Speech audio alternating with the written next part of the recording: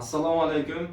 Mana bugun O'zbekiston mahallasida, Tayloq tumanida O'zbekiston mahallasida prezidentimizning 3 tajribasiga asosan uchrashuvlar o'tkazyapmiz. Bizlar Milliy bankda ishlaymiz, mahalla bankirlarimiz, bilasizlar. Bosing. Bizlarda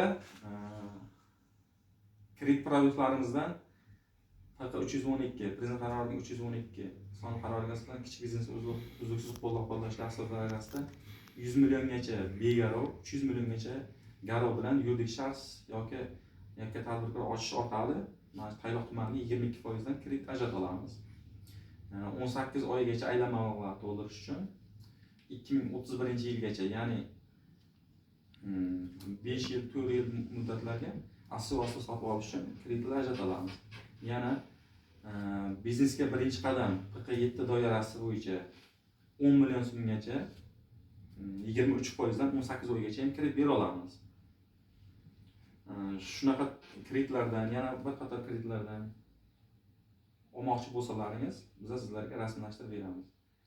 Biron kimda savol yoki kredit olishga talabgorlar bormi? Menda savol bor. O'zingizni tanishtiring. Asrorova Mahfuzaman. 10 million so'm chorva uchun kredit olmoqchiman. 10 million so'm. Demak, bizlarda biznesga birinchi qadam PQ7 ga asosan kredit turimiz bor. 10 million so'mgacha 23% dan 18 oyga beriladi.